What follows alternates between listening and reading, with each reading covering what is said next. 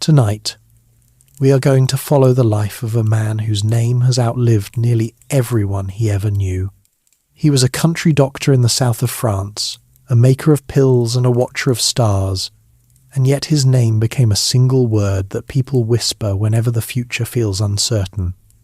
Nostradamus. For almost 500 years, people have opened his little book of verses and believed they saw their own century staring back at them. But before the legend, there was simply a boy in a stone house in Provence. And that is where we will begin. Before we settle in, take a moment to like the video and subscribe, but only if you genuinely enjoy what I do here.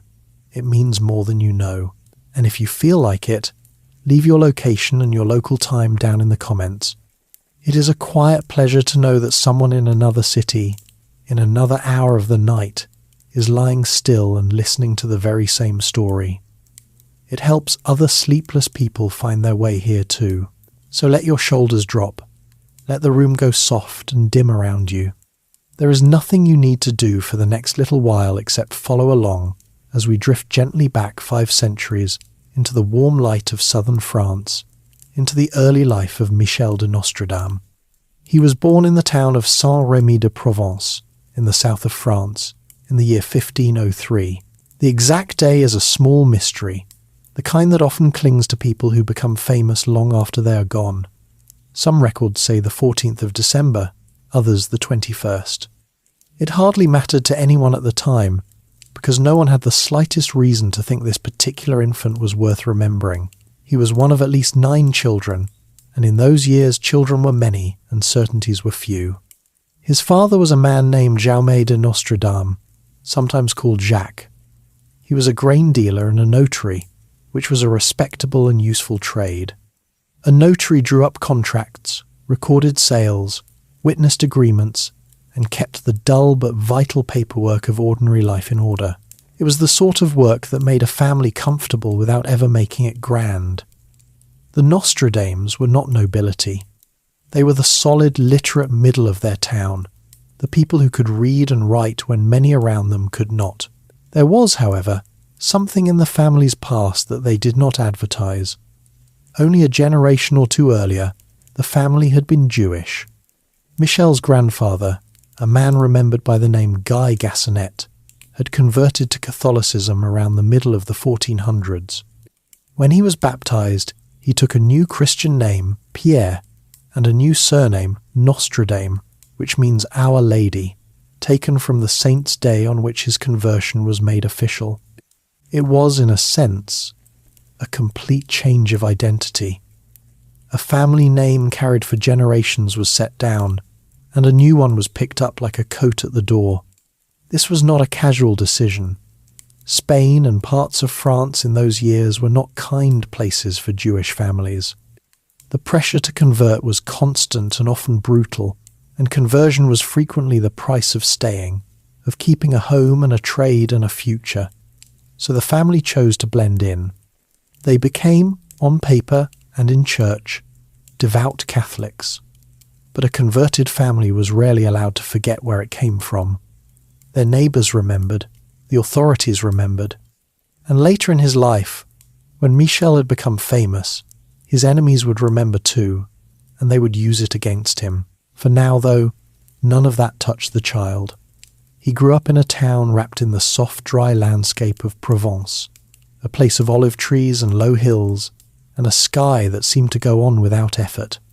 The Alpilles, a small chain of pale limestone ridges, rose nearby like the spine of some sleeping animal. Just outside the town stood the crumbled remains of an old Roman settlement, columns and arches left over from an empire that had ruled this land more than 1,000 years before.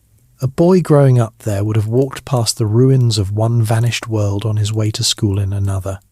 It is a strange thing, when you think about it, to learn your alphabet in the shadow of people who once believed their own city would last forever.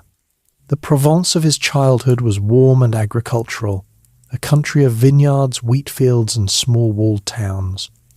France itself was only beginning to think of itself as a single country. Power was still divided among great noble families, the church, and a king whose reach was real but not yet absolute. And across all of Europe, something new was stirring. We now call it the Renaissance. Old Greek and Roman texts, lost or ignored for centuries, were being rediscovered, copied, and argued over. The printing press, invented only a few decades before Michel's birth, was beginning to spread books faster and cheaper than anyone had thought possible. Ideas that had once crept slowly from one monastery to another could now travel across a continent in a matter of months. Into this world of fresh ideas and stubborn old fears, the boy grew. We know frustratingly little about his earliest years, which is the honest truth of most childhoods from that era.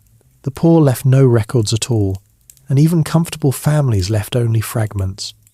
What survived about Michel's youth is a mixture of a few documents and a great many later stories, some of which were almost certainly invented to make the legend grander.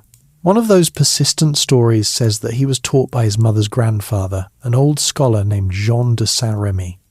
According to the tale, this great-grandfather was a learned man, perhaps even a physician, who took the bright child under his wing and first introduced him to the movements of the stars and the secrets of plants. It is a lovely image, the wise old man and the eager boy bent together over charts by candlelight. The trouble is that the records suggest this great-grandfather vanishes from history around the year 1504, when Michel was barely 1 year old. So unless the lessons were given to an infant still in swaddling clothes, the story is more poetry than fact. Still, it tells us something useful. Even in his own lifetime, people wanted Nostradamus to have been marked for greatness from the very start. They needed his gifts to come from somewhere old and deep. What we can say with more confidence is that the family valued learning, and that the boy received a good early education. He was taught Latin, the language of scholars and the church, and likely some Greek and Hebrew as well. He learned the basics of mathematics and the rudiments of astronomy, which in that age was tangled up with astrology in a way that seemed perfectly natural. To study the heavens was, for most people of the time, also to study what the heavens supposedly meant for human affairs. The idea that the positions of the planets shaped events on Earth was not a fringe belief held by a few eccentrics. It was the ordinary assumption of educated people, taught in universities and trusted by kings. So the young Michel grew up at a crossing point. He was a Catholic boy from a Jewish family, raised among Roman ruins in a country only beginning to imagine itself, in a century when ancient knowledge and new technology were colliding all at once. He was clever, curious, and clearly destined for more schooling than most children would ever see. His family had the means and the ambition to send him out into the wider world to study, and the wider world, as it happened, was about to become a far more dangerous place than anyone in that quiet Provençal town could have guessed. For the great sickness was coming. The plague, which had ravaged Europe again and again for nearly 200 years, had not finished with the continent.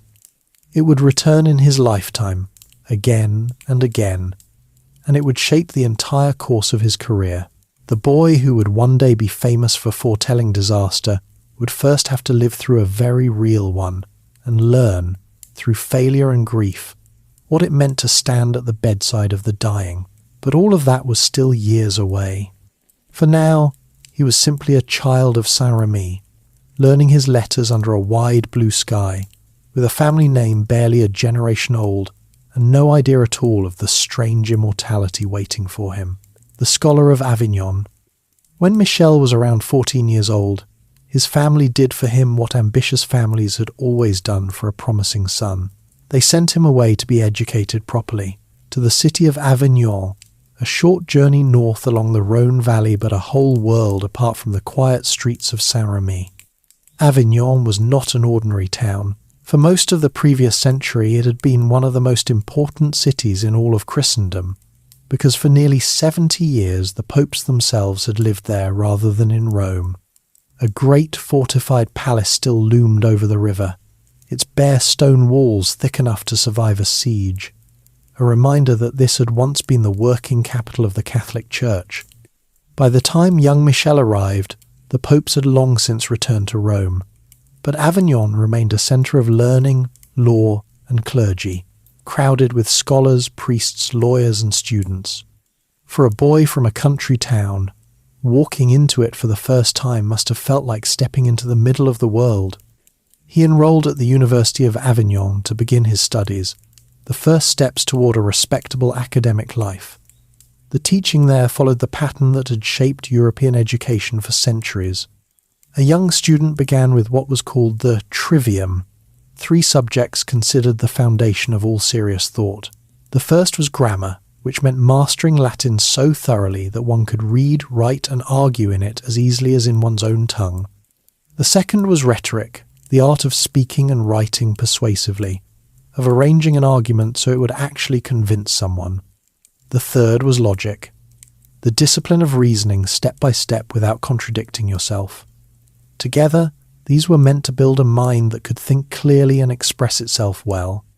Only after mastering them would a student move on to the more advanced subjects, the so-called quadrivium, which included arithmetic, geometry, music, and astronomy. Michel never got that far in the formal sense, because his time at Avignon was short, but by every account his real fascination was already pulling him toward the heavens. He was, the stories say, captivated by the stars, by the great wheeling motions of the planets and the idea that the sky overhead was not just decoration but a kind of vast clock whose movements could be read. His classmates, half teasing and half impressed, are said to have given him a nickname. They called him the Little Astrologer. It is the sort of nickname that follows a person, and in his case it would prove remarkably accurate. It is worth pausing on what astronomy meant in those years, because it was not at all what it means to us. The line between astronomy and astrology, which we now treat as the difference between science and superstition, simply did not exist in the same way. To study the movements of the planets was, for almost everyone, also to study their supposed influence on human life. Kings kept astrologers the way we might keep advisors. Physicians consulted the positions of the stars before treating a patient, because they believed the body and the heavens were connected. A young man drawn to the sky in 1517 was not choosing a fringe hobby. He was stepping toward one of the most respected forms of knowledge of his age. Avignon also placed him at the centre of a great intellectual upheaval, though he was far too young to grasp its full size. The printing press had been invented only a few decades earlier, and it was changing everything. Books that had once been copied by hand, slowly and at enormous expense, could now be printed in the hundreds. Classical works by ancient Greek and Roman authors, along with new arguments and old heresies, were spreading faster than the church and the universities could control. Students argued over ideas their grandfathers had never heard of. Some of those ideas were dangerous. To question certain teachings of the church was not merely impolite, it could be perilous. And here the records hint at something interesting about the young Michel. He had, even as a student, a habit of disagreeing. He is said to have voiced objections to some of the things his Catholic teachers told him, to have pushed back rather than simply absorbing the lesson. For a boy from a converted family, a family whose loyalty to the church was always quietly under suspicion, this was a risky temperament to have. Curiosity and stubbornness are wonderful qualities in a scholar and dangerous ones in a heretic, and in that century the difference between the two could be decided by people other than yourself. There is a popular legend that he defended the idea that the earth moves around the sun, championing the work of the great astronomer Copernicus while still a student. It is a stirring image, the bold young thinker standing up for a truth the world was not ready to hear. The difficulty is that Copernicus did not publish his famous argument about the moving earth until 1543, more than 20 years after Michel had left Avignon. So unless the boy was defending a book that had not yet been written, this particular story belongs to the long tradition of making a famous man seem prophetic about everything, including the careers of people he had never met. It tells us more about how later generations wanted to remember him than about what he actually argued in a classroom. What we can say is that his formal studies were cut short by something far less romantic and far more real. The plague returned. The bubonic plague was the great recurring nightmare of late medieval and Renaissance Europe. The most devastating outbreak, the one history remembers as the Black Death, had swept across the continent in the middle of the 1300s and killed a staggering share of the population, perhaps a third or more in many regions. But that catastrophe had not been a single event. The plague came back again and again over the following 2 centuries, in waves, striking a city here and a province there, retreating, then returning when people had begun to feel safe. No one understood what caused it. They did not know about the bacteria carried by fleas on rats. They blamed bad air, sin, the alignment of the planets, foreigners, and the wrath of God, in roughly that order, and none of their explanations helped them stop it. When the plague reached Avignon, the university did what universities did in such times. It closed its doors and sent everyone away, because crowding scholars together in a city full of disease was a recipe for mass death. So, after little more than a year of formal study, Michel's time at Avignon came to an abrupt end. He was a teenager again without a school, sent back out into a countryside that the sickness was beginning to stalk. For many young men, this would have been a setback, perhaps even the quiet end of a promising path. Education interrupted, ambitions delayed, a return to the family trade. But for Michel it became something else entirely. Instead of waiting at home for the universities to reopen, he set out to travel. By his own later account, he spent the next several years, perhaps as many as 8, wandering through the countryside of France and beyond, learning not from lecture halls but from the land itself. He studied plants. He sought out the people who knew which herbs could ease a fever, which roots could calm a stomach, which preparations might do some good against the diseases that ordinary doctors so often fail to cure. This was the beginning of his real education, and it was a very different kind from the Latin and logic of Avignon. Out in the towns and villages, he met apothecaries, the practical men who actually mixed and sold medicines, who ground herbs and compounded remedies and dealt every day with the sick. He learned their trade. It was hands-on, unglamorous, and looked down upon by the lofty physicians of the universities, who considered the apothecary's work a mere manual craft beneath a true scholar. That snobbery would cause Michel real trouble later.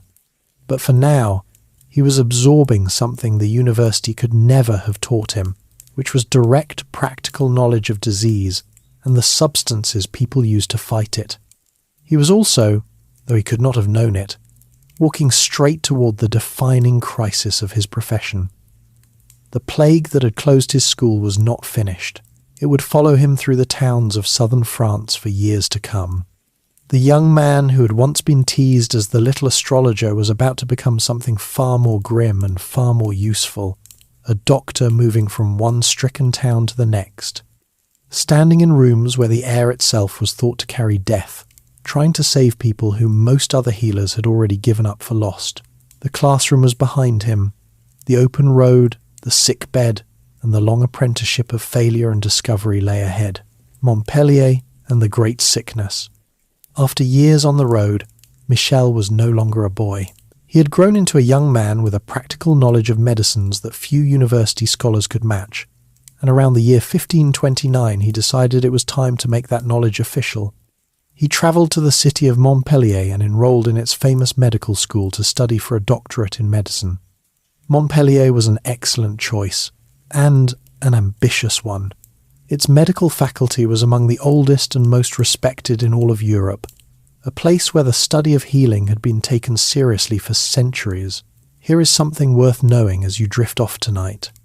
That same medical school is still running today, nearly 500 years later, which makes it one of the oldest medical schools in continuous operation anywhere in the world.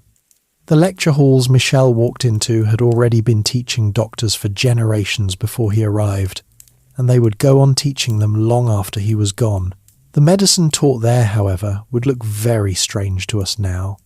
The whole system rested on the ideas of ancient Greek and Roman physicians, especially a Greek doctor named Galen, who had lived more than 1,000 years earlier. Galen's authority was enormous. To question him was almost like questioning scripture. According to this old theory, the human body was governed by 4 fluids, called the humours. There was blood, phlegm, yellow bile, and black bile. Health, the theory went, came from keeping these 4 in proper balance, and illness came when one of them grew too strong or too weak. A person with too much blood was thought to be feverish and overheated. A person with too much black bile was thought to be melancholy and cold. From this idea flowed nearly every treatment a respectable physician would offer. If a patient had too much blood, the cure was obvious. You removed some of it. This was bloodletting, and it was everywhere. Doctors opened veins or applied leeches and drained off what they believed was the excess. They also gave purges to empty the stomach and bowels, and prescribed elaborate mixtures meant to restore the balance of the humours. Some of these mixtures contained dozens of ingredients, including, in the grandest recipes, ground gems and rare spices that did far more for the apothecary's purse than for the patient's body. A great deal of Renaissance medicine consisted of confidently doing things to sick people that, at best, did nothing at all. Layered on top of all this was astrology, which Michel already loved. Educated physicians genuinely believed that the positions of the planets influenced the body and the progress of a disease. A careful doctor might consult the stars before deciding when to bleed a patient or administer a medicine, choosing the most favourable moment in the heavens. To us, this seems like 2 superstitions stacked on top of each other. To them, it was simply thorough, responsible medicine, the combination of the best learning the age could offer. Into this world walked Michel de Nostredame, and almost immediately he ran into trouble. The problem was his past. The university had strict rules about who could study there, and one of those rules forbade anyone who had worked in a manual trade. An apothecary, the kind of hands-on craftsman who actually ground and mixed medicines, was considered exactly that, a mere tradesman, beneath the dignity of a true physician, and Michel had spent years working as precisely that. When this was discovered, the reaction was swift. The university's procurator, a man named Guillaume Rondelet, who was himself a distinguished scholar, struck Michel's name from the register. The expulsion document still survives in the faculty's archives, a small dry piece of paper recording the moment a future legend was thrown out of school. According to the records, it was not only his apothecary past that caused offence. He had apparently also been heard speaking ill of doctors, mocking the very profession he had come to join. One can imagine how that went over. A newcomer with the manners of a tradesman, the opinions of a critic, and the audacity to lecture the lecturers. This was not a recipe for academic popularity. There is some genuine uncertainty among historians about what happened next. The simplest version is that he was expelled, and that was the end of it. But other accounts suggest that he smoothed things over, returned to his studies, and eventually earned his doctorate around 1533 before leaving Montpellier for good. The truth is tangled, and the surviving records do not settle it cleanly. What is certain is that for the rest of his life many of his patrons, publishers and admirers addressed him as doctor, and that he carried himself as a man fully trained in the medical art, whatever the precise paperwork may have said. It hardly mattered in the end. Whether or not he held the official title, Michel had absorbed both worlds. He knew the lofty book learning of the university, the Galen and the humours and the astrology, and he knew the practical, dirt-under-the-fingernails craft of the apothecary, the actual handling of herbs and remedies in the real world of the sick. That combination would shape everything he did, because the great test of his profession was waiting for him, and it was a test the proud university doctors were failing badly. That test was the plague. We have already seen how it shadowed his youth, but it is worth understanding just how helpless the medicine of the day truly was against it. When the sickness arrived in a town, the standard responses of the trained physicians were close to useless and sometimes actively harmful. They bled their patients, weakening bodies that were already fighting for their lives. They prescribed complicated potions that did nothing. Many of them, sensibly enough for their own survival, simply fled the moment an outbreak began, leaving the dying to the care of whoever was brave or desperate enough to stay. And the disease was terrible. In its most common form, it produced swollen, painful lumps in the neck, the armpits, and the groin, where the body's glands rose up hard and dark beneath the skin. There was high fever, vomiting, and a fast, brutal decline. In some outbreaks, the sufferer's skin showed dark blotches, which is one reason the sickness was sometimes given grim local names tied to that blackness. Death often came within days. Whole households could be emptied in a week. A town that had been busy and ordinary on a Monday could be silent and shuttered by the end of the month, its streets carrying carts of the dead. Faced with this, the people of the time reached for whatever might help, and most of it was rooted in fear rather than knowledge.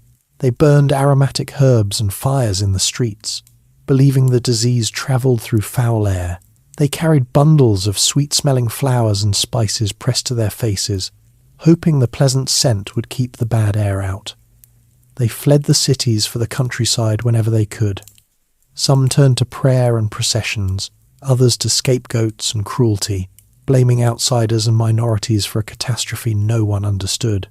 Beneath it all was the simple, crushing fact that no one knew the cause and no one had a cure. Michel, however, had spent his wandering years learning something the university could not teach.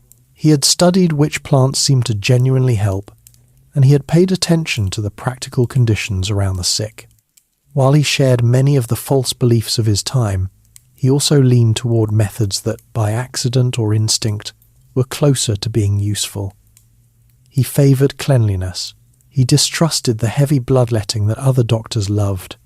He paid attention to fresh air and clean conditions in a way that, although built on the wrong theory, sometimes did less harm and occasionally more good than the standard treatments. In an age when the official medicine was often worse than the disease, simply not weakening your patients was a competitive advantage. So as the 1530s opened, here was a young man uniquely prepared for the worst the century could throw at the human body.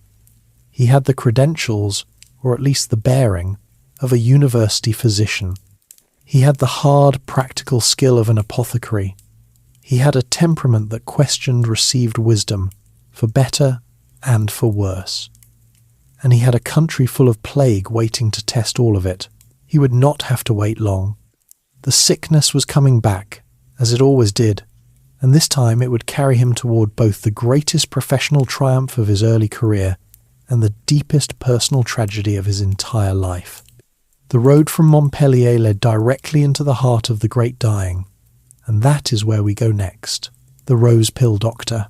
Through the 1530s and into the 1540s, Michel built the working life that would make his early name. He was a doctor on the move, going where the sickness was rather than away from it, which already set him apart from a great many of his colleagues. While the plague carried him from town to town, it also carried him into the daily life of every kind of person in the south of France, and that is worth pausing on, because the world he moved through was sharply divided. At the top sat the nobility, families who held land and titles and considered themselves a breed apart. They wore their wealth openly, in heavy silks and velvets, in furs and embroidered sleeves, in colours that ordinary people were sometimes legally forbidden to wear. Their tables groaned with roasted meats and game, with dishes flavoured by spices imported at great cost from the other side of the world, and finished with sugar, which was still a luxury. Below them came the clergy, powerful and everywhere, from humble parish priests to wealthy bishops. Then came the comfortable middle, the merchants, lawyers, notaries and physicians, men like Michel's own father, who dressed soberly in good dark wool and ate well without extravagance, bread and meat and wine on a regular basis. Beneath them were the artisans and craftsmen, organised into guilds, skilled with their hands and proud of it. And at the broad bottom stood the great mass of the people, the peasants and labourers who actually grew the food and did the heavy work. They wore rough wool and undyed linen, simple smocks and wooden shoes, and they lived mostly on dark bread, on thick soups of beans and vegetables, on whatever the season provided. Meat was a rare treat for them, but watered wine was common even at modest tables. New foods from the recently discovered Americas were only beginning to trickle into Europe and had not yet reached the ordinary kitchen. It was a world where you could often guess a stranger's entire station in life from a single glance at the cloth on their back and the food on their plate. The plague, however, was no respecter of any of it. The sickness climbed the walls of fine houses as easily as it slipped into the hovels of the poor, and that universal terror is exactly what made a doctor like Michel valuable to everyone, from the city council to the dying weaver. As outbreaks flared, he was called from place to place. He spent time at Marseille around 1544, helping to fight a fresh wave of disease there. 2 years later, in 1546, the plague took hold in Aix-en-Provence, the most important city in the region, and Michel was summoned to help. What he did there became the foundation of his reputation. He stayed. While others fled, he remained in the stricken city for months, moving among the sick and, just as importantly, working to protect the healthy. His approach was unusual for its time, and parts of it were genuinely sensible. He insisted on clean air and clean water. He had the streets cleaned and the dead removed promptly rather than left to rot where they fell. He pushed for fresh, clean bedding. He recommended simple, moderate diets rather than heavy ones. And, notably, he avoided the aggressive bloodletting that other physicians relied on, sparing his patients a treatment that often did more harm than the disease.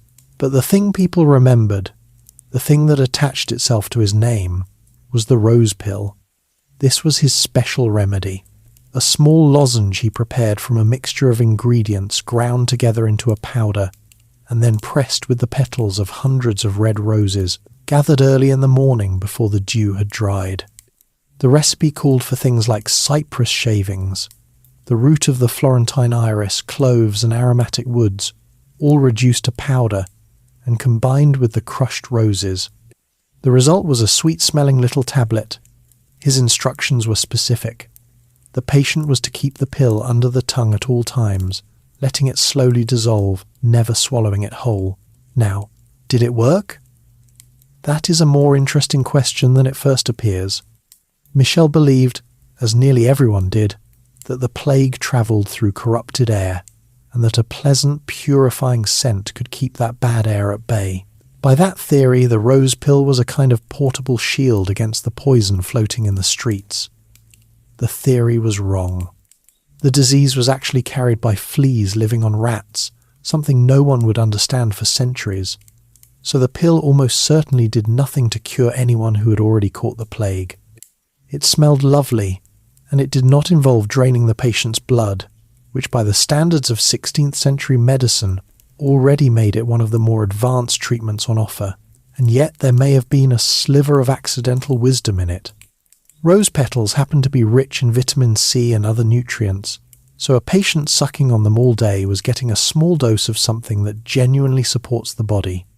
Some have even suggested that the strong scent of the ingredients might have helped repel fleas, the true carriers of the disease, keeping the healthy from being bitten. More likely, though, the real source of Michel's success was everything else he insisted upon. The clean water, the fresh air, the removal of the dead, the avoidance of harmful bleeding. By improving the conditions around people and refusing to weaken them with useless treatments, he gave them a better chance of surviving on their own. He may have saved lives less through his famous pill than through plain cleanliness and the wisdom to do less harm. Whatever the true reason, the results were enough to make his name spread. Town after town reported that the doctor with the rose pills had brought the sickness under control, that people he tended had recovered, that hope had returned where there had been only despair. He was credited with helping cities across the south, and grateful communities rewarded him. Aix, by some accounts, granted him a pension for his service. He was becoming known not as just another physician, but as the man you called when the plague arrived and ordinary doctors had failed. Success of that kind always comes at a price, and the price was the resentment of his fellow physicians. The established doctors, with their university theories and their bloodletting and their fashionable potions, did not enjoy being shown up by a man who had been expelled for working as a tradesman, who criticised their methods, and who now drew crowds and praise with a sweet-smelling rose tablet. Jealousy followed him from city to city. To some of his rivals he was a charlatan, an upstart, a peddler of pleasant nonsense who got lucky.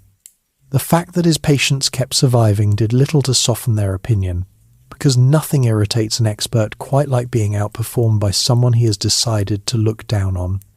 There is a small irony hidden in this stretch of his life, and it is worth noting before we move on.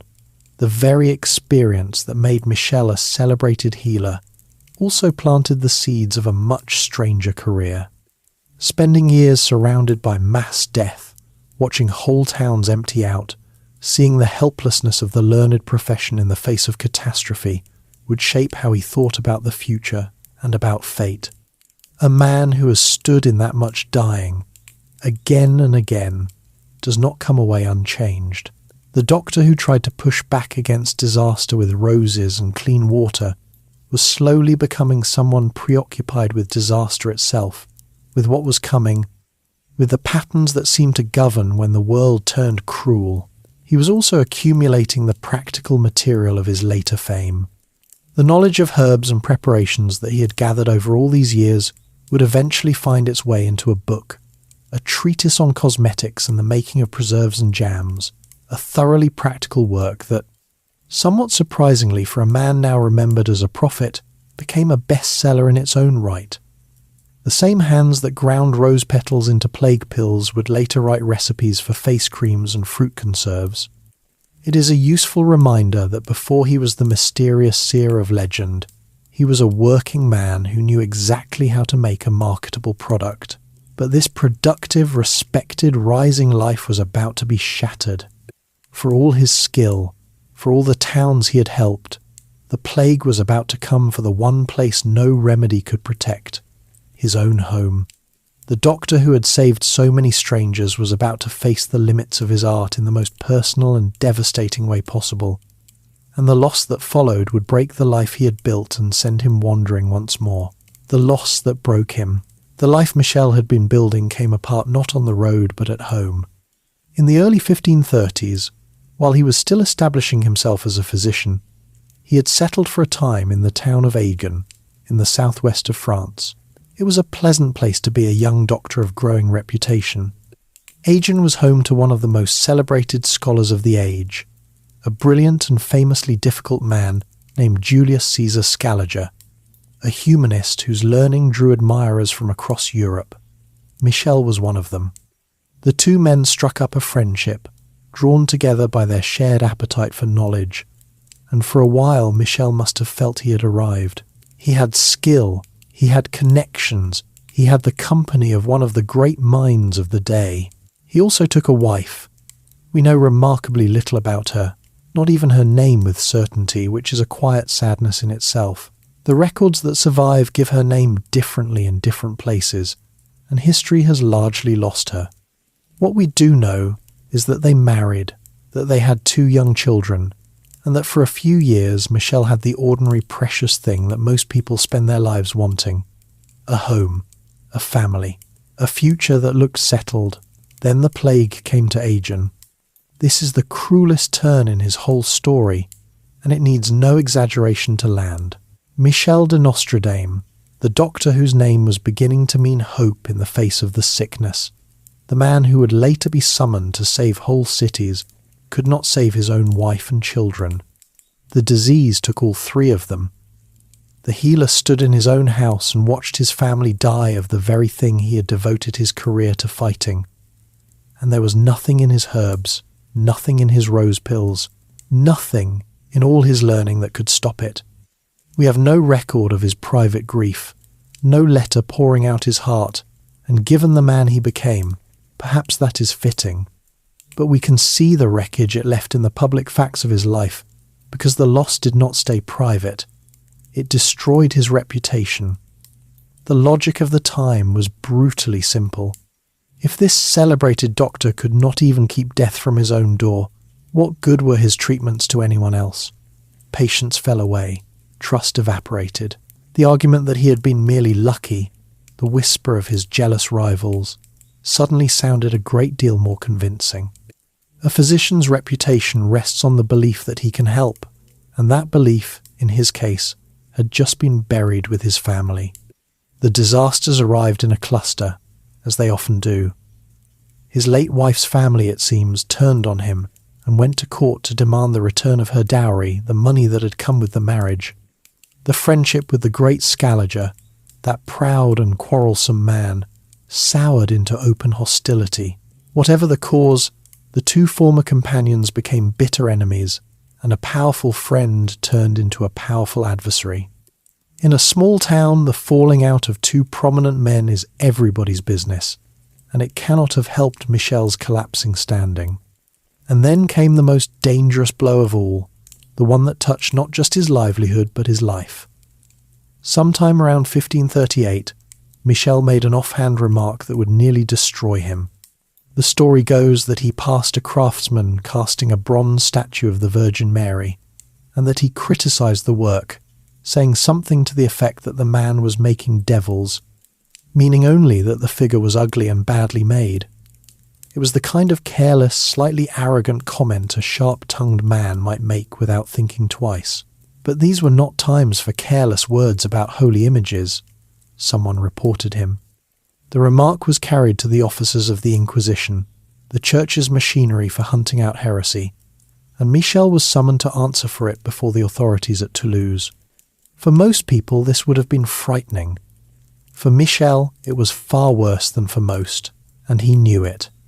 He came from a converted Jewish family, a background that already drew suspicion. He had a documented habit of disagreeing with the church's teachings. He kept company with scholars who were themselves suspected of dangerous ideas. To a man with that profile, a summons from the Inquisition over a remark about the Virgin was not a formality. It was the kind of thing that could end with a public trial, and at the very worst, with the stake. He did not wait to find out. He left, and so began the long, strange wandering that would consume the better part of the next decade. Stripped of his family, his reputation, and his safety, Michel went on the road, and this time he did not stop for years. He travelled across France and well beyond it, into Lorraine in the east, down into Italy, perhaps as far as Sicily. He moved from place to place, working when he could, observing constantly, gathering the herbal and practical knowledge that would later fill his treatise on remedies and preserves. These were lost years in one sense, a man fleeing rather than building, but they were also formative. He saw a great deal of the world, met scholars and physicians and ordinary people across many lands, and absorbed ideas and texts that would feed his later writing.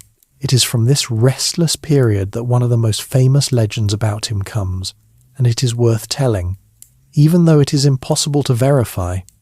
The story says that while travelling in Italy, Michel encountered a young Franciscan friar, a former swineherd of humble birth named Felice Peretti. Michel, the tale goes, suddenly knelt before the astonished young man and addressed him as His Holiness, the title reserved for the Pope. The bystanders thought it absurd. The young friar was nobody, a poor monk of no importance.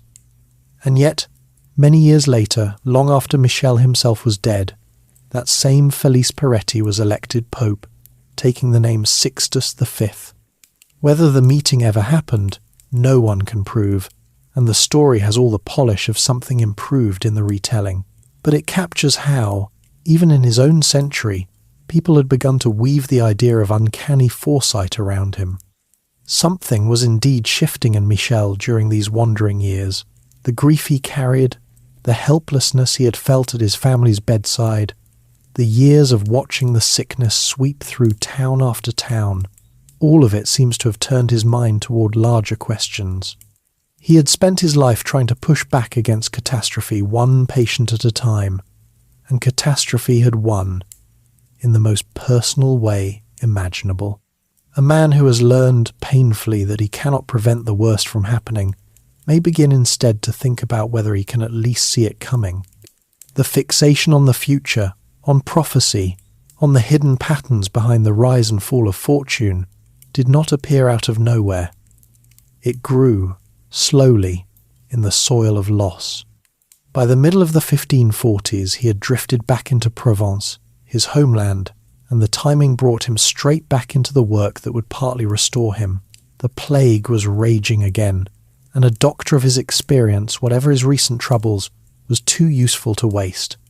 He threw himself once more into fighting the disease, and his successes in the stricken cities of the south began, gradually, to rebuild the name that grief had wrecked.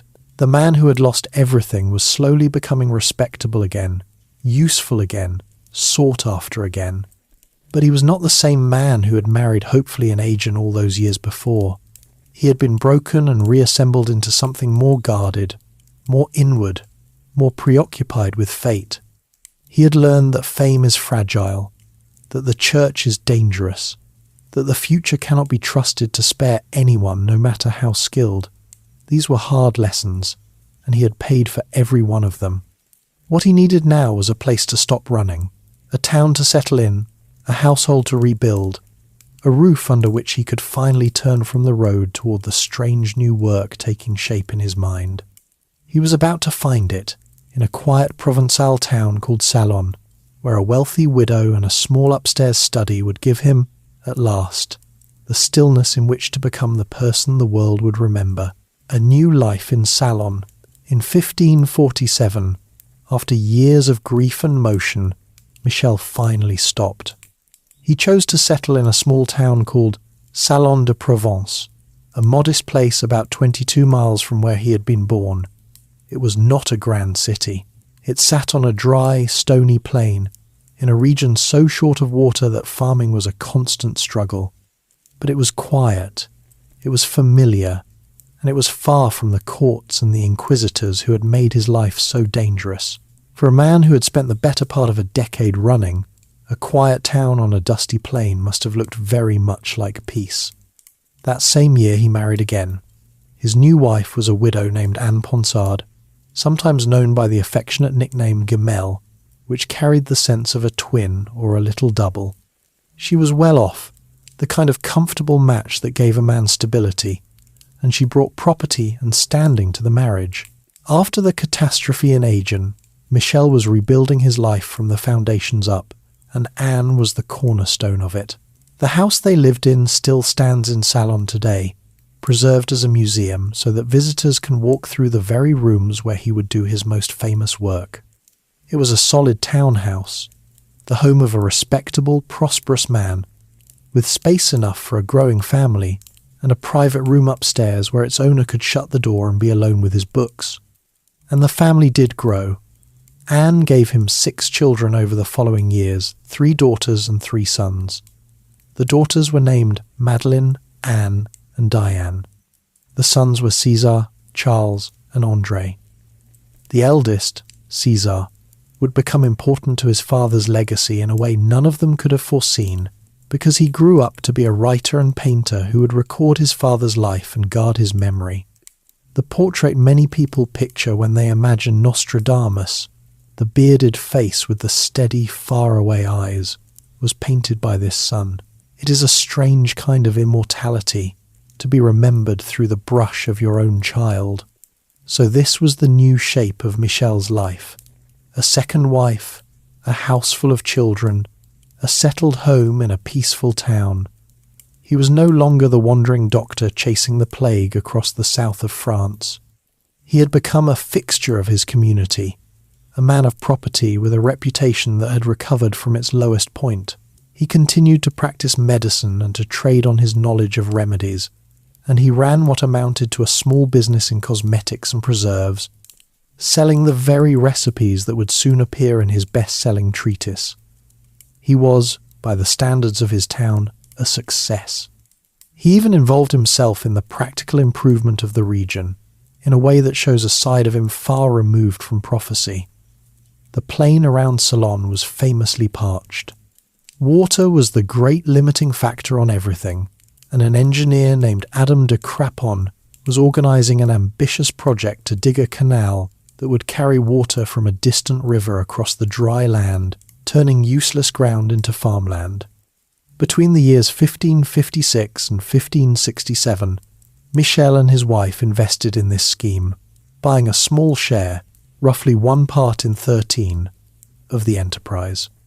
It was the act of a sensible, forward-looking property owner, a man putting his money into infrastructure that would raise the value of the land around him. The famous seer of legend, the man supposedly gazing across centuries at the fate of empires, was also perfectly happy to invest in a local ditch because it was good business. But beneath the comfortable surface of this respectable life, something else was taking shape. Salon gave Michel what he had never had before, which was time. Time to read, time to think, time to sit alone in that upstairs room with his books and his charts and the long thoughts that had been forming in him since the loss of his first family. He had a lifetime of experience to draw on now. He had seen mass death, the collapse of fortune, the helplessness of human knowledge against catastrophe. He had absorbed years of reading, both the respectable kind and the more shadowy works on astrology and ancient prophecy that he had gathered during his travels. He was a man with a great deal on his mind, and finally, the leisure to do something with it. What he chose to do was write. Around the year 1550, he began producing almanacs. To understand why this mattered, you have to understand what an almanac was in that century. It was one of the most popular kinds of printed book in all of Europe, a practical yearly publication aimed at ordinary literate people. A typical almanac gave the calendar for the coming year, the phases of the moon, the best times for planting and harvesting, notes on the weather to expect, and, crucially, predictions.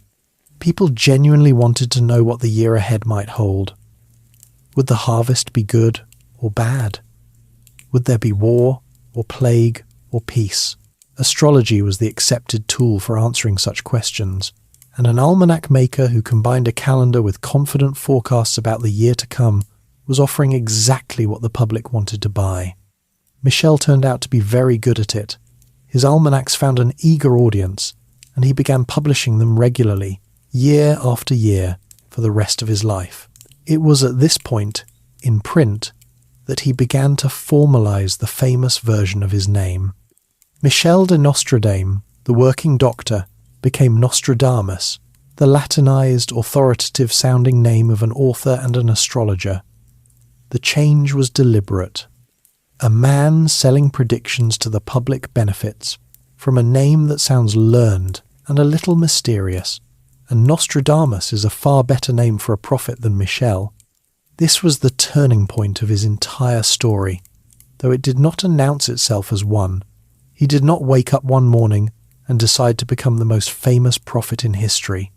He drifted into it, almanac by almanac, prediction by prediction, building an audience and a reputation as a man who could read the future in the stars.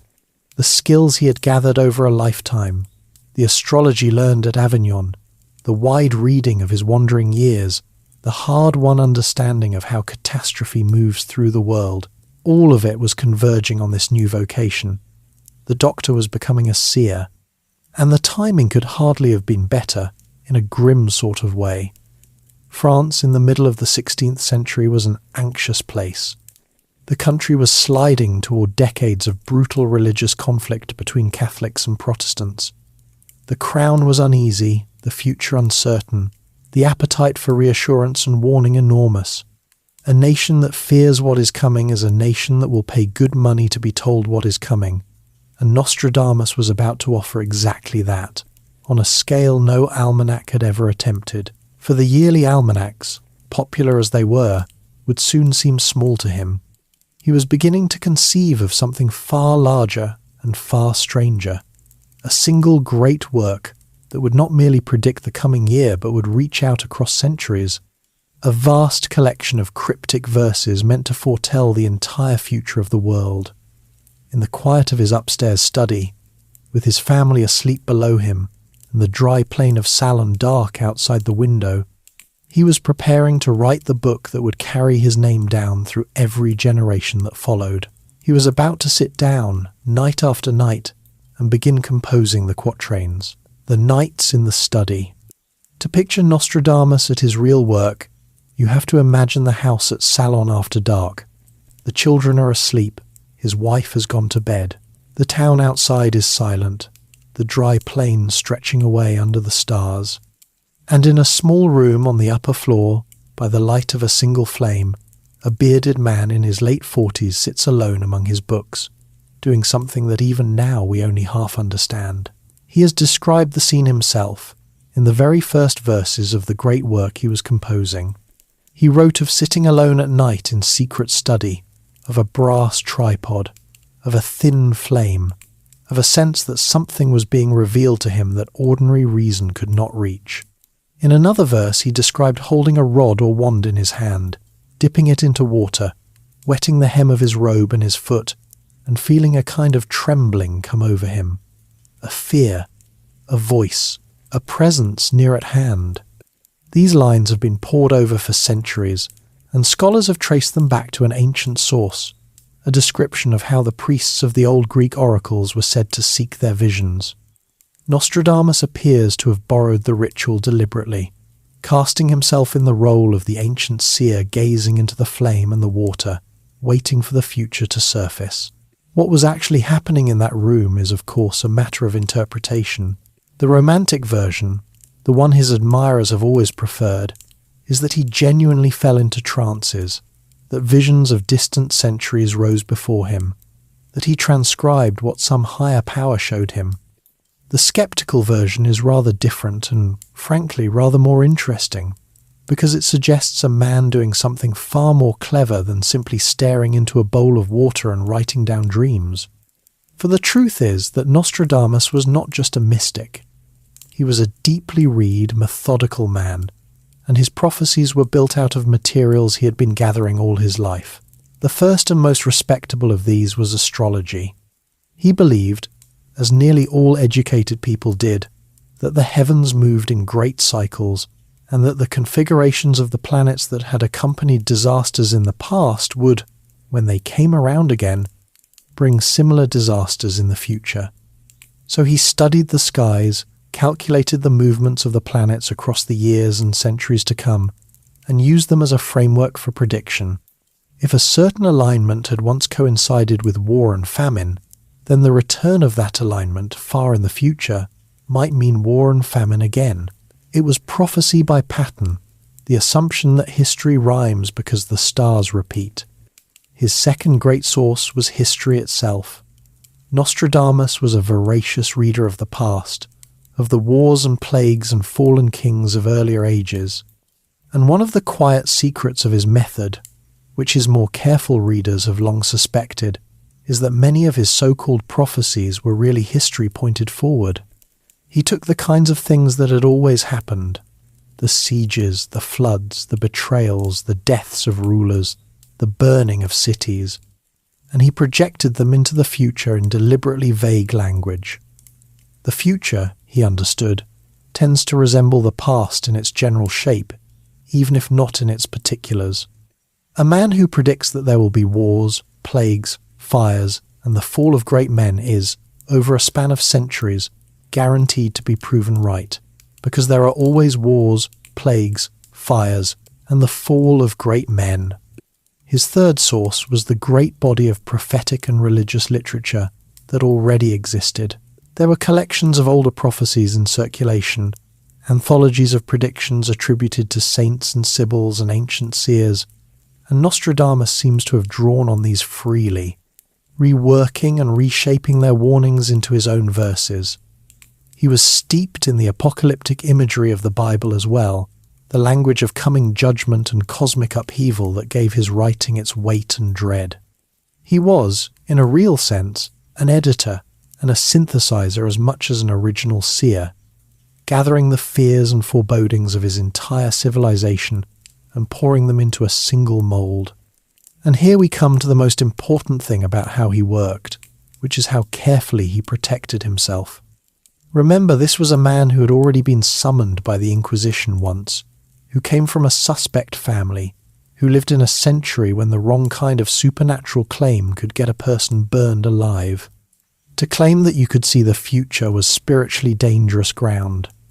If your visions came from God, you were treading close to the prophets of Scripture, which was presumptuous. If they came from anywhere else, you were dabbling in forbidden magic, which was deadly. Nostradamus navigated this with great care. He insisted, repeatedly and emphatically, that he was no sorcerer, no necromancer, no practitioner of black arts. He framed his gift as a combination of natural astrology and a kind of divine inspiration granted by God, the same God the Church worshipped. In the long letter he wrote to his infant son, Seer, which he placed at the front of his great book, he even claimed to have burned his secret occult books rather than risk their falling into the wrong hands and corrupting anyone. Whether he truly burned anything, or simply wanted it on the record that he had, the gesture served its purpose. It told the watching authorities that here was a pious man, a faithful Catholic, whose strange gift was a blessing from heaven and nothing darker. There is a real psychological portrait that emerges from all this, and it is more sympathetic than the image of either a fraud or a wizard. Here was a man who had been shaped by disaster. He had buried a wife and 2 children he could not save. He had watched the plague hollow out town after town. He had learned, in the hardest possible way, that the future arrives whether you are ready or not, and that human knowledge is often helpless before it. A man like that does not turn to prophecy as a parlour trick. He turns to it because he has spent his whole life staring at the question of what is coming, and trying, somehow, to get ahead of it. The nights in the study were the work of someone trying to impose order, in words and verses, on the chaos that had already taken so much from him. He worked in a particular way, by all accounts. He laboured at night because that was when the heavens were visible and the household quiet, and because the ritual he had adopted demanded it. He surrounded himself with his astrological tables, his histories, his sources. He calculated and he read and he composed, and out of that long nightly labour came the verses, written not in plain, orderly prose, but in dense, riddling 4-line stanzas, packed with strange names, half-glimpsed events, and deliberately scrambled meanings. Why he chose to write so obscurely is a question we will turn to next, because it was no accident. But the obscurity began here, in these working nights, as part of the method itself. A prophecy that is too clear can be tested, and tested prophecies tend to be proven wrong. A prophecy wrapped in fog, full of vague kings and unnamed cities and events that could fit a dozen different moments in history, can never quite be disproven, and can always be discovered, after the fact, to have predicted whatever just happened. Nostradamus understood this perfectly. He was building a kind of machine for being right, an enormous collection of verses so numerous and so vague that across the centuries to come, some of them would always seem to match the headlines. By the early 1550s, the project had grown beyond the modest yearly almanacs. He had set himself a far more ambitious task, a single monumental book that would not just forecast the coming season, but would reach across the entire span of time, still to come, century after century, all the way, he claimed, to the distant end of the age. He organised it on a grand scale, planning to group his verses in great sets of 100, called centuries, not because each covered 100 years, but because each contained 100 quatrains. It was an audacious thing for a country doctor to attempt, this map of all the future, drawn by candlelight in a small upstairs room in a dusty Provençal town. And when it was finished and printed, it would do something none of his careful almanacs had managed. It would make his name immortal, and it would launch 4.5 centuries of argument that has not ended yet. The book was almost ready. It was time for the quatrains to leave the study and enter the world. The quatrains. In the year 1555, in the city of Lyon, a printer named Massey Bonhomme produced a book that would still be in print, in dozens of languages, nearly 500 years later.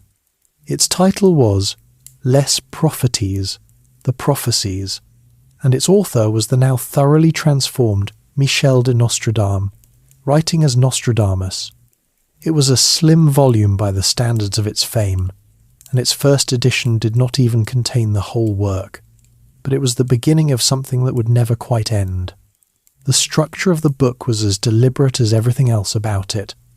Nostradamus organized his predictions into great blocks he called centuries. The word is a little misleading, because each century did not cover 100 years of time. Rather, each was meant to contain 100 quatrains, 100 four-line verses, so that a century was 100 prophecies rather than 100 years. He planned 10 of these blocks in all, which would have made 1,000 verses, though in the end the completed work ran to somewhat fewer, around 942 quatrains, by the time the final sections appeared. The first edition of 1555 offered only the opening portion, a little over 350 verses, with more to follow in later editions over the next several years, some of them published only after his death. At the front of the book he placed a long dedication addressed to his infant son Seer, who was at the time barely old enough to do anything but cry. This preface is one of the most revealing documents he ever wrote, because in it he explained, or pretended to explain, what he was doing and why. He told the child that the prophecies stretched far into the future, all the way to a date he gave as the year 3797, more than 2,000 years beyond his own lifetime. He framed his gift as a blessing from God, granted through the study of the heavens. And he made a point of warning that he had written in a veiled and clouded manner on purpose so that the meaning would not be plain to everyone, but would reveal itself only with the passage of time. It was, in effect, an instruction manual, telling readers that the obscurity was a feature, not a flaw, and that they should keep coming back to the verses as history unfolded to see what had come true. And the verses themselves are extraordinary things to read, in the most maddening possible way. They are written mostly in French, but it is not ordinary French. Nostradamus salted his language with words and fragments from Latin, from Greek, from Italian, from the old Provençal tongue of his home region. He used archaic spellings and twisted grammar, so that even native French readers of his own day had to puzzle over his meaning. He scrambled names, sometimes through anagrams, rearranging the letters of a place or a person so that the reference was hidden in plain sight. He referred to kings and cities and nations by cryptic nicknames, by classical allusions, by symbols drawn from astrology and mythology. A lion might mean a country, a bird of prey might mean an empire, a single proper name might be an anagram of something else entirely. The result is verse that seems to shimmer with meaning while refusing to settle into any clear statement. A typical quatrain might speak of a great one falling, of fire in a certain place, of a river running red, of a leader betrayed near a particular range of hills, all in language vague enough that it could be attached, with enough imagination, to any number of real events across the centuries. He almost never gave a specific date you could check, and almost never named a year and an event together in a way that could be tested in advance and proven false. The few dates he did include are scattered and ambiguous. He also did something subtle and clever with the arrangement. He did not put his prophecies in chronological order. The verses do not march forward through time, the first describing the near future and the last describing the distant end. Instead, they are jumbled, deliberately shuffled, so that a prediction supposedly about events centuries apart might sit side by side, with no signpost telling you which is which. This scrambling made it impossible to read the book as a timeline, impossible to say this verse is next and that verse comes after, and that, conveniently, made it impossible to catch the prophet failing on schedule. You could only ever look backward, find a verse that seemed to fit something that had already happened, and declare that he had foreseen it. It is worth being honest about how this reads to a careful modern eye, because the honesty actually makes the man more impressive, not less. The verses are not really predictions in the way we mean the word. They are a vast reservoir of dread and drama, written so flexibly that the human mind, which is extraordinarily good at finding patterns and meaning even where none exist, can pour almost any later event into them and feel a shiver of recognition. When a great disaster strikes, people reach for Nostradamus, hunt through his hundreds of foggy verses, find one with a city that sounds vaguely right or a death that fits the mood, and announce that he saw it coming. They are not lying. They are doing exactly what the structure of the book invites them to do. Nostradamus built a text that would generate the experience of prophecy in the reader, century after century, long after he was dust. Whether he fully understood that this was what he had made, or whether he half believed in his own visions, is one of the things we can never quite resolve, and it is part of what makes him so fascinating. He was clearly a clever, calculating man who knew how to protect himself and how to sell a book, but he had also spent decades genuinely steeped in astrology and prophecy, in a century when even the most educated minds took such things seriously. It is entirely possible to be a shrewd showman and a sincere believer at the same time.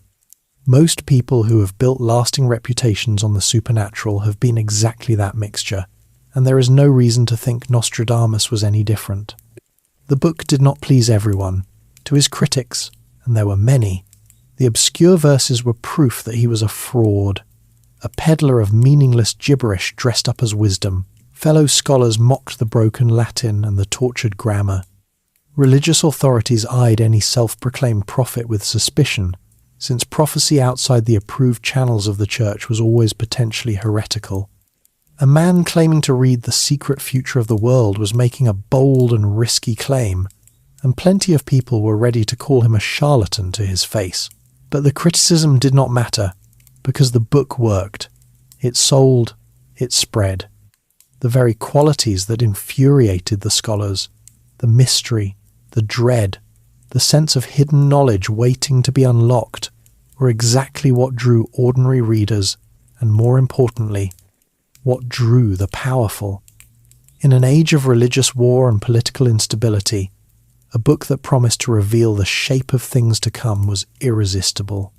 People wanted to believe that someone, somewhere, understood where all the chaos was leading. Nostradamus offered them that, wrapped in just enough fog that the promise could never be tested and never be broken. The prophecies turned him from a successful regional almanac writer into something far larger, a name that began to travel beyond Provence, beyond the south of France, toward the centres of power.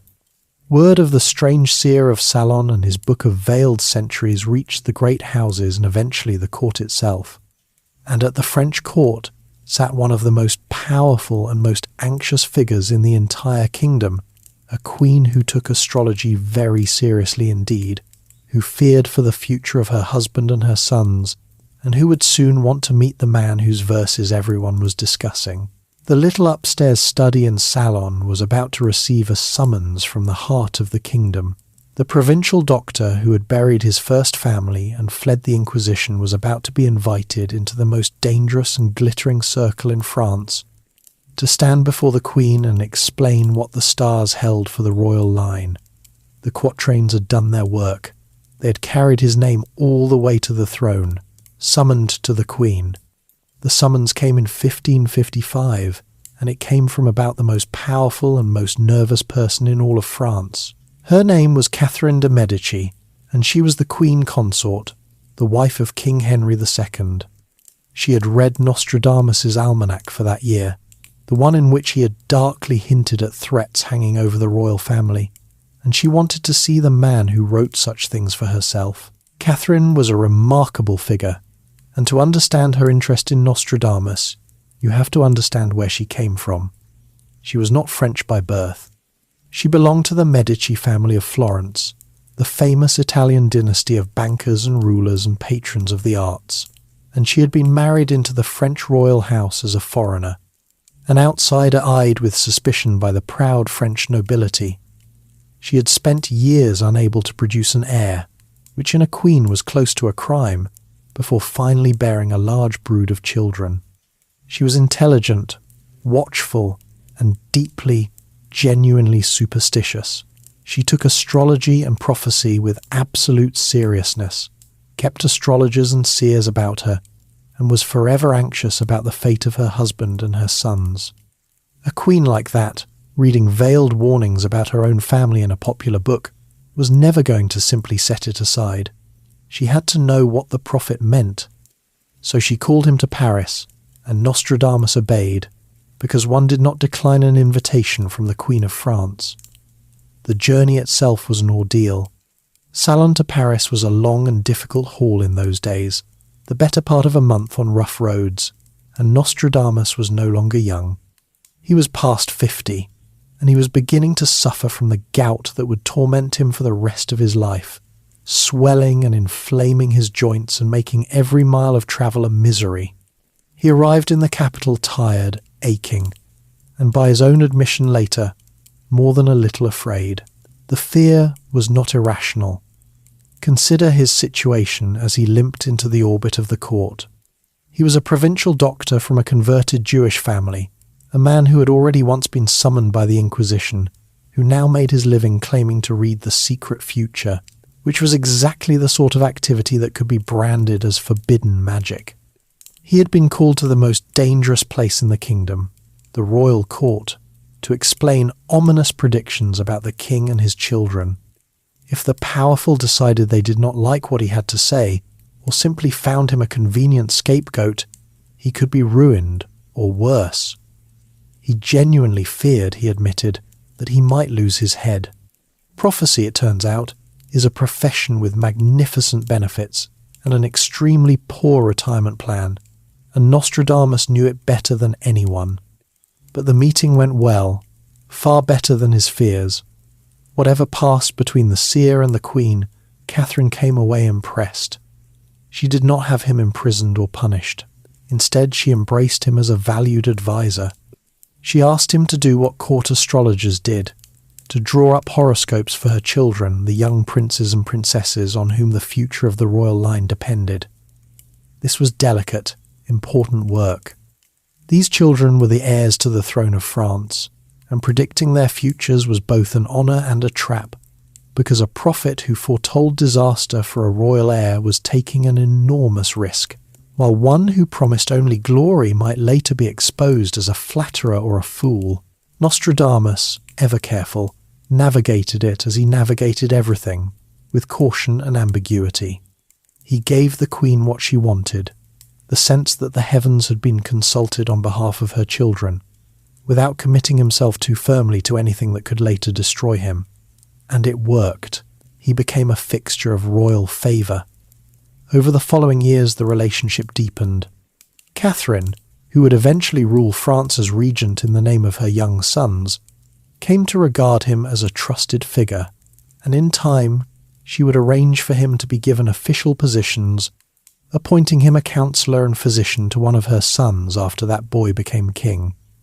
The provincial almanac writer had become, against all odds, an advisor to the crown of France. It is worth pausing to picture the world he had stepped into, because it was as glittering as it was lethal. The French court of the mid-16th century was a place of immense wealth and constant intrigue. The Valois kings ruled over a magnificent, cultured, and dangerously unstable kingdom. Beneath the surface of feasts and finery ran deadly currents of ambition, as great noble families manoeuvred for power and influence.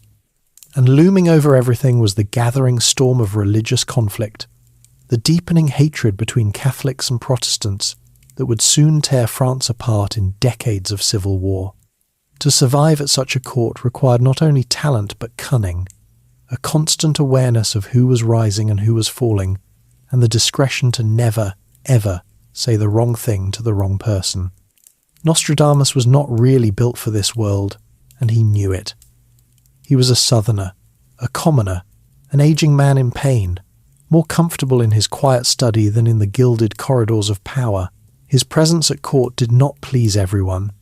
Catherine herself was unpopular, distrusted as a foreign queen, and her reliance on a fortune-teller from the provinces struck many of the French nobles as faintly ridiculous, even sinister.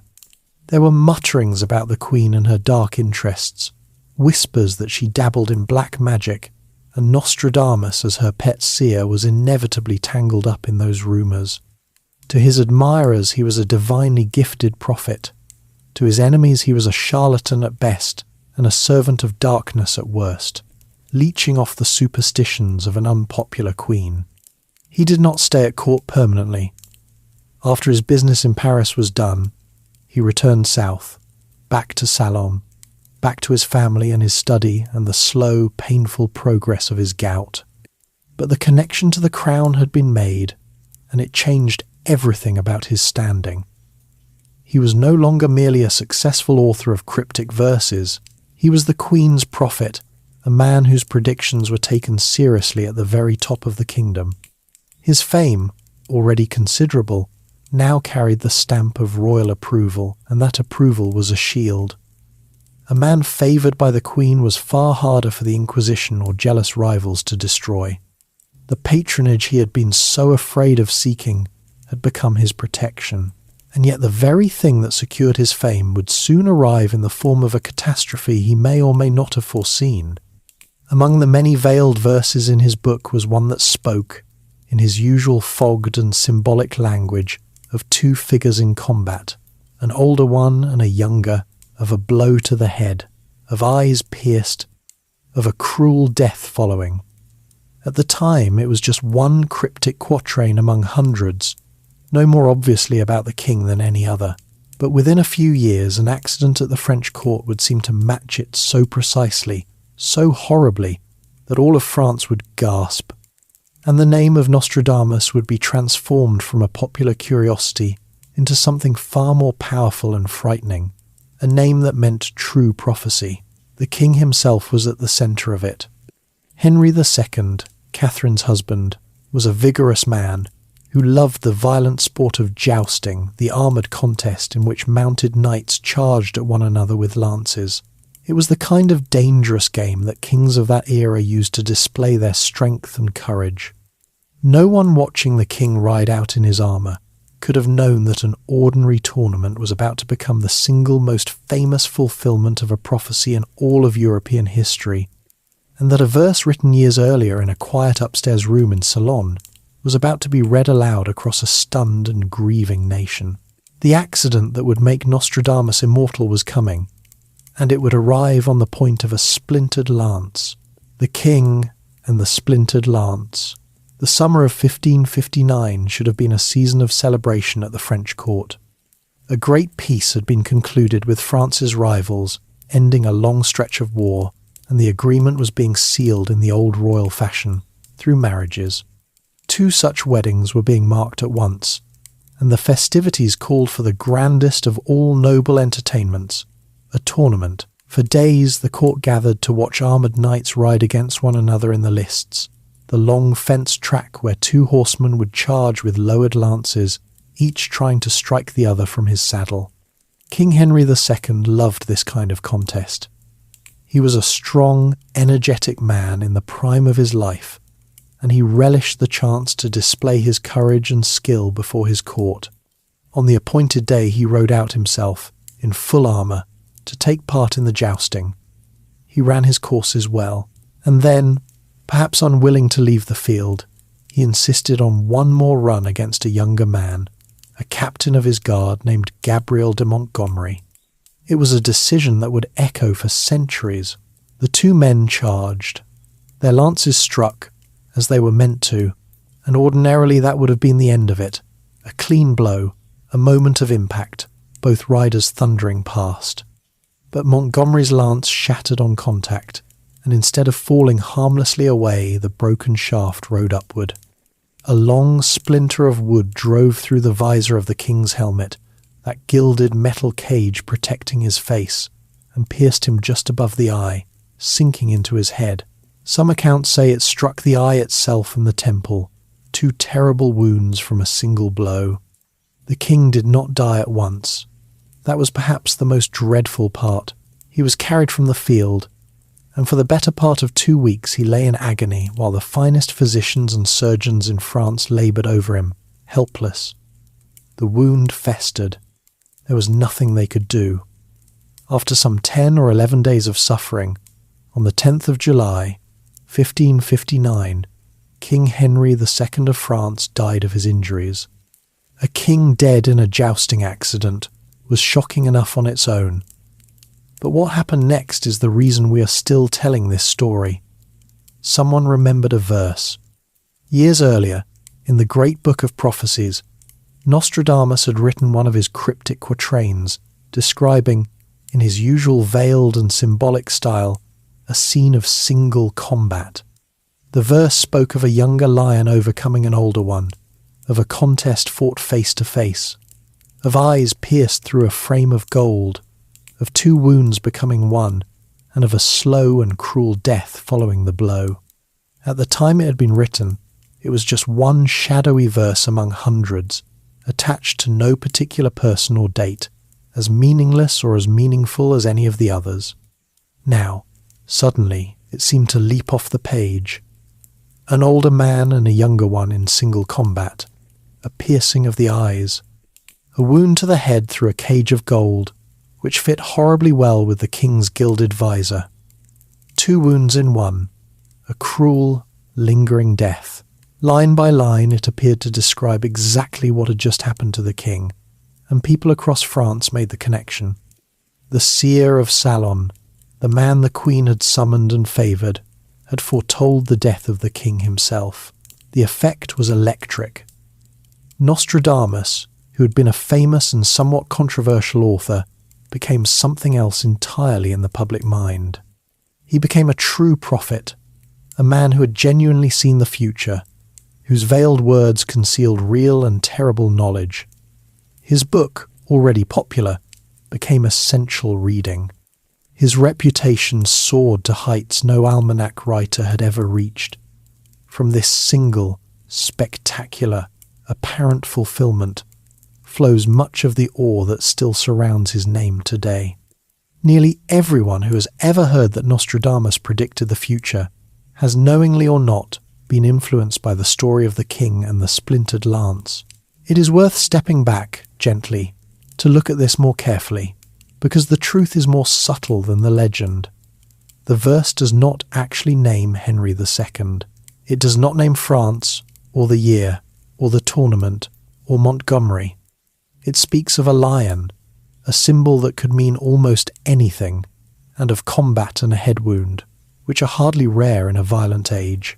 The connection between the verse and the king's death was made after the fact, by people who already knew exactly what had happened and went looking through the prophecies for something that seemed to fit. And in a book of hundreds of foggy verses full of death and disaster, finding one that loosely matched a dramatic real event was not difficult. This is the same process we saw being built into the book from the very start. The human mind's genius for matching a vague pattern to a vivid memory. But here is the thing that makes Nostradamus genuinely interesting rather than simply a fraud. It does not actually matter, for his fame, whether the prophecy was real. What matters is that people believed it was, and that belief was self-reinforcing. Once it was established that he had foreseen the king's death, every subsequent disaster sent people scurrying back to his verses to find the prophecy that fit, and they always found one. And each new match confirmed the legend a little more. He had built a reputation that could feed on history itself, growing stronger with every catastrophe the world produced. The death of Henry II did not prove that Nostradamus could see the future. It proved something more durable, which is that he had created a system of belief that no single failure could ever quite kill. Not everyone reacted with awe, however. There was a darker side to this sudden fame, and Nostradamus felt it. If a man can foresee the death of a king, the uneasy question follows, how does he know? In a deeply religious and superstitious age, foreknowledge of disaster was not always a gift from God. It could be a sign of dealings with the devil. To some of the grieving and frightened people of France, the prophet who had predicted their king's death looked less like a holy seer and more like a sorcerer who might somehow have helped bring it about. There are accounts that in Paris, angry crowds turned on him, that his image was burned in effigy, that the authorities took an interest in this dangerous man who knew too much. The very prediction that made him immortal also made him, for a time, an object of fear and hostility. So the death of Henry II cut two ways for Nostradamus. It lifted him to a fame that would never fade, securing his place as the most celebrated prophet in European history. and it surrounded him with a cloud of suspicion and dread, the unease that always clings to those thought to know the unknowable. He was protected to a degree by the favour of Queen Catherine, who had now lost her husband and was about to become one of the most powerful figures in France as regent for her young sons. Her continued belief in him kept the worst of the danger at bay. But he can have had few illusions about how precarious his position remained. Famous, favoured, feared, and suspected all at once. The years that followed the king's death were not kind to France. Catherine's sons came to the throne one after another, young, sickly, and overmatched by the forces tearing the country apart. The long-feared religious wars between Catholics and Protestants broke out in earnest, plunging France into decades of massacre and chaos. To later readers, all of this seemed to confirm the dark visions of the Prophet of Ceylon, who had filled his verses with exactly such horrors. The grimmer the times became, the more people turned to Nostradamus to make sense of them, and the more his legend grew. But the man himself was nearing the end of his road. He was aging, and he was ill, the gout that had tormented him for years steadily worsening, his body swelling and failing. He had achieved a fame few men of his origins could have dreamed of. He had advised a queen, been credited with foreseeing the death of a king, and written a book that was already passing into legend. He had, in his way, won. But the future he claimed to read so well held one event he could not escape, the same one that comes for every prophet and every king alike. In his quiet house in Salon, surrounded by his family and his books, Michel de Nostredame was preparing, with remarkable calm, to meet his own death. And the manner of it, and the strange afterlife of his words, would prove just as memorable as anything he had written. The fading light of Salon. The last years of Nostradamus were lived in the strange double light of great fame and failing health. His name was now known across France and beyond, spoken with awe by some and with suspicion by others. And yet the man behind the name was an aging invalid in a quiet southern town, increasingly housebound, increasingly in pain. The gout that had troubled him for so long grew steadily worse. It is a disease that inflames the joints, and in his case, it eventually developed into a swelling of the body that the doctors of the day called dropsy, what we would now recognize as the fluid retention of a failing system. Movement became difficult and then nearly impossible. The man who had once wandered across France and Italy for years on end, who had ridden the long road to Paris to meet a queen, was now often confined to his house, to his bed, to the very study where he had written his prophecies. His fame had its inconveniences as well as its rewards. At one point, in the early 1560s, he ran afoul of the authorities over something almost comically bureaucratic. A royal rule had been introduced requiring that almanacs be approved by a bishop before publication, and Nostradamus had brought out one of his yearly almanacs without obtaining the proper permission first. For this he was briefly held in custody. The celebrated prophet of the French court tripped up not by heresy or sorcery but by a paperwork violation. It is a useful reminder that even in the 16th century the surest way to get into trouble was usually to ignore a regulation. But the great honour of his final years came in 1564, and it was considerable. Queen Catherine, now the most powerful person in France as regent for her young son King Charles IX, undertook a grand tour of the kingdom, travelling with the boy king through his realm to show him to his people and steady the country through its troubles. And on this royal progress through the south of France, the Queen made a point of stopping at Salon to visit Nostradamus in person. Imagine what that meant for the town and for the man. The Queen of France, with the king himself at her side, coming to the door of a private house in a small Provençal town to pay her respects to its most famous resident. Whatever the nobles of Paris thought of him, the crown had honoured him about as openly as it was possible to do. It was during this period that he was formally appointed counsellor and physician to the king, the official seal on a lifetime of unlikely ascent. He had a secretary now, a younger man named Jean-Ames de Chavigny, who assisted him and who would later help preserve and promote his work. And it was to this secretary, the stories say, that Nostradamus made his final prophecy, the only one that came true beyond any argument. As his health collapsed in the summer of 1566, he had already set his affairs in order with great care. About 2 weeks before the end, he drew up his will, a detailed document distributing his considerable wealth, for he had died, or rather was about to die, a genuinely prosperous man. He left a substantial estate to his wife and children, the fortune of a successful physician, author, and royal favourite. Then, on the evening of the 1st of July, 1566, he is said to have told his secretary that he would not see him alive again. The next morning, the 2nd of July, Chavigny found him dead. He was 62 years old. Various accounts describe him slumped beside his bed or his bench, having passed in the night exactly as he had foretold. It is the perfect ending for a prophet, of course, almost too perfect, and one suspects the story has been polished by retelling. But it is also entirely possible that a gravely ill man, who knew his own body was failing, simply made a shrewd and accurate guess about his last night. Either way, it became part of the legend, the seer who predicted even the hour of his own death. He was buried in Ceylon, laid to rest in the wall of a local chapel belonging to the Franciscan friars, in keeping with his standing as a man of wealth and reputation.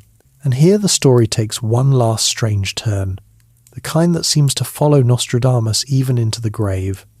More than 2 centuries after his death, during the chaos and fury of the French Revolution, when mobs across France were attacking the symbols of the old order, including churches and tombs, his resting place was broken open and his bones disturbed. There is a persistent legend attached to this, almost certainly more colourful than true, that one of the men who desecrated the grave drank wine from the prophet's skull as a grim joke and was shot dead by a stray bullet not long afterward, as if Nostradamus had reached out from beyond to punish the insult. The tale is surely embroidered, but it is exactly the sort of story his legend attracts, and his remains were eventually gathered up and reburied with more dignity in another church in Salon, where they rest today. What he left behind was not really his medicine, nor his rose pills, nor even the memory of his service to the crown. What he left behind was the book. The Prophecies has remained in print, in one form or another, almost continuously from his death down to the present day, which is nearly 500 years, a span that places it among the most durable books ever published. Generation after generation has returned to those foggy verses, and each generation has found in them whatever it most feared. This is the genuinely remarkable thing about Nostradamus, the thing that outlasted everything else about him. After every great catastrophe in the centuries since his death, someone has reached for his book and announced that he foresaw it. Great fires, revolutions, the rise and fall of conquerors, terrible wars, sudden disasters, all of them have been matched, after the fact, to one or another of his cryptic quatrains. The verses are so numerous, so vague, and so packed with the universal stuff of human disaster that they can be bent to fit almost any event, and the human longing to believe that someone saw it coming does the rest.